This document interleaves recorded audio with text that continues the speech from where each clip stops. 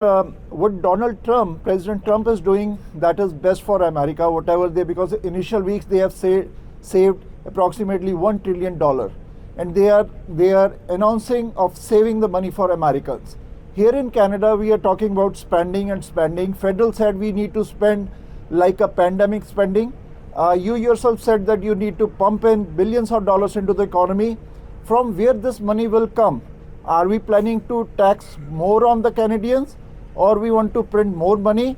Because of wasteful spending by our governments, nobody talked about that, as Canada gave $20 billion plus to Ukraine, and then one asylum seeker cost taxpayers $82,000 per year. So from where this money will come? Thank you.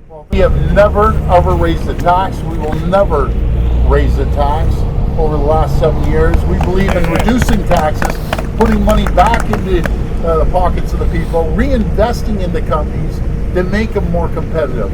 And make no mistake about it, Americans will feel it. They'll feel the inflation, and Canadians will feel the inflation, but they're going to be hurt. Mark my words. In the power for last years, what work you think is not done, is incomplete? Since Mayor Brown is also here, we want to hear, in case you win the next elections, you become the premier, landlord tenant board issue is still pending.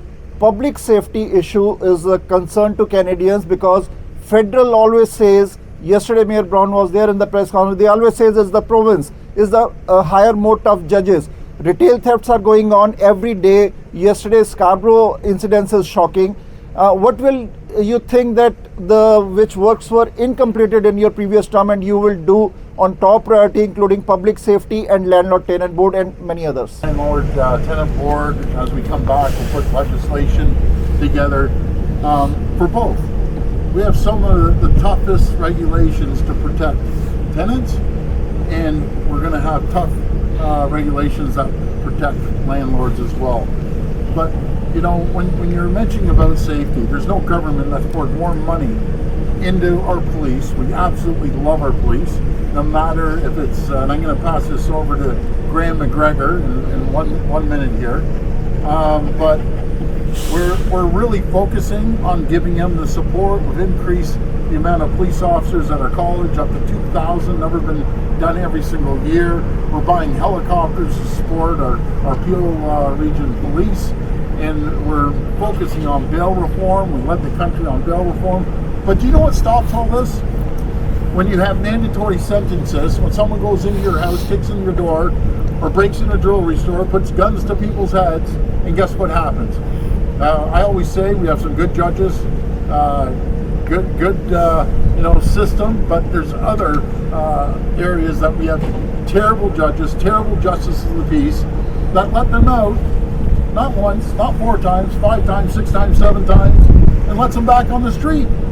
They're out there in the backseat of a police cruiser saying, I'll be out by the time you start your shift. So when someone breaks in the house, it should be mandatory 10 years, automatically.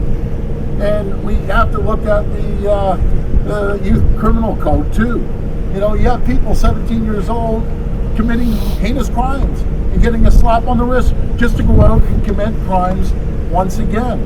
So between bail reform of the federal government, toughening up the criminal code, putting in mandatory sentences, so the message gets out on the street to all these gangs and these criminals that when you get caught, you're going to jail for 10 years. They'll change your mind real quick. I'll pass it over to Graham McGregor. I feel more committed to public safety than Premier Ford's government. We've got helicopters coming for police services in Peel and Toronto and York and Ottawa and other jurisdictions. More boots on the ground coming online than ever before. We've hired more judges, a new courthouse expansion just down the street on here, Ontario. But we have weak laws, weak bail laws, which are interpreted even worse by weak-kneed judges to let criminals out 3, 4, 5, 6, 7 times in a row. The pendulum has swung so far for the rights of criminals and suspected criminals, nowhere near where it needs to be for victims and for taxpayers. So let's be clear, while we need to protect Ontario families from violent crime, today's announcement is about standing up for Ontario jobs against Donald Trump's tariffs. hundreds of thousands of jobs that are on the line.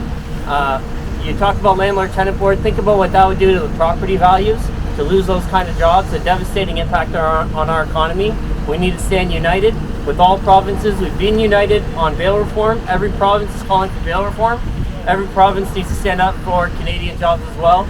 This is a premier that will do that for us here in Ontario. Thank you. And Nitin, since you asked for my perspective as well, just to say, one of the reasons that I'm supporting the Premier is because of his unequivocal support for frontline policing. And this is a challenge. I hear about public safety for our residents, but you ask any police officer who they're supporting. I hear it. I was just talking to Adrian Woolley, the head of our police association in Peel, and it's a no-brainer. Every time we've had a request to support policing and help with public safety, it's without hesitation the Premier and this government has stepped up. I'll give you an example. We needed to have an extra cohort trained at the police college this year because we had fallen behind on numbers per capita. And by the way, that happened, unfortunately, when Bonnie Crombie was mayor, when she wouldn't support policing. But thanks to the Premier, we're getting an extra cohort trained this year.